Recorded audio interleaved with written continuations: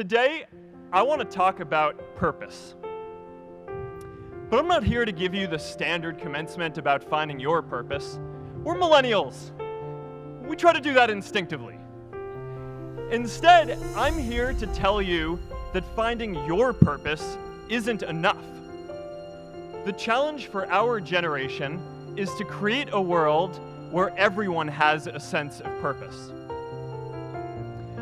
One of my favorite stories is when JFK went to go visit the NASA Space Center, and he saw a janitor holding a broom, and he asked him what he was doing, and the janitor replied, "Mr. President, I'm helping put a man on the moon." Purpose is that feeling that you are a part of something bigger than yourself, that you are needed, and that you have something better ahead to work for. Purpose is what creates true happiness. I believed in what we were doing, but I felt alone. And worse, it was my fault. I wondered if I was just wrong, an imposter, a 22-year-old kid who had no idea how things actually worked. Now, years later, I understand that is how things work when there's no sense of higher purpose. So it's up to all of us to create it so we can all keep moving forward together. I remember that night I launched Facebook from that little dorm in Kirkland House. I went to Noakes with my friend KX, and I remember telling him clearly that I was excited to help connect the Harvard community, but one day someone would connect the whole world.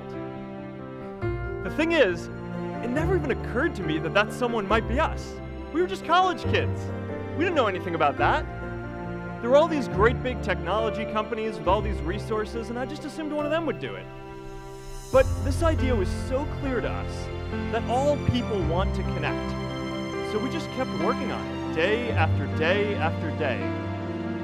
And I know that a lot of you are going to have your own stories just like this. A change in the world that seems so clear that you are sure someone else is going to do it. But they're not. You will. Let's do big things, not just to create progress, but to create purpose.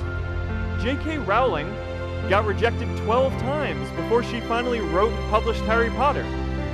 Even Beyoncé had to make hundreds of songs to get Halo. The greatest successes come from having the freedom to fail. I know a lot of entrepreneurs, and I don't know a single person who gave up on starting a business because they were worried they might not make enough money. But I know too many people who haven't had the chance to pursue their dreams because they didn't have a cushion to fall back on if they failed.